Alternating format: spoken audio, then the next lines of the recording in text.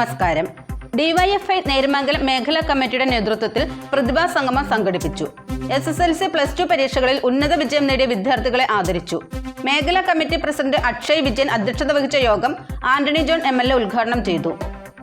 CPM local committee secretary KE Joy, DYFI block president Abhilash Raj, Kavalangad service സഹകരണ bank president Yasar Muhammad എന്നിവർ ആശംസ അറിയിച്ച ചടങ്ങിൽ ഡിവൈഎഫ്ഐ നേര്യമംഗലം മേഖലാ സെക്രട്ടറി അമൽ KS സ്വാഗതവും block panchayat member PM Kannan കൃതജ്ഞതയും അറിയിച്ചു.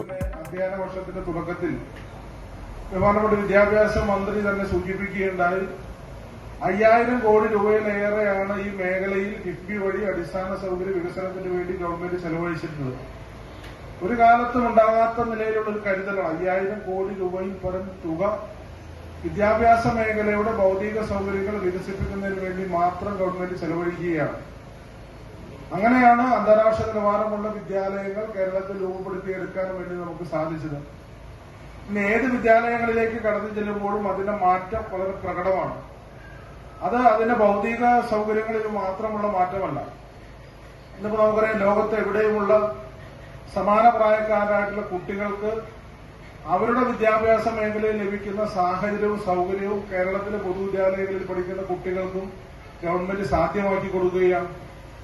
ഇപ്പോൾ 8 മുതൽ 12 വരെയുള്ള മുഴുവൻ ക്ലാസുകളും കേരളത്തിൽ ഹൈടെക്കായി മാറിയിട്ടുണ്ട്. LP UP തലങ്ങളിലും അത് ഗവൺമെന്റ് വ്യാപിപ്പിക്കുകയാണ്. അപ്പൊ അതാണ് ഞാൻ സൂചിപ്പിച്ചത്. ഇന്നിപ്പോ ആർട്ടിഫിഷ്യൽ ഇന്റലിജൻസിന്റെ കാലത്താണ് നമ്മൾ വിദ്യാഭ്യാസ കാര്യങ്ങൾ നിർവഹിക്കുന്നത്.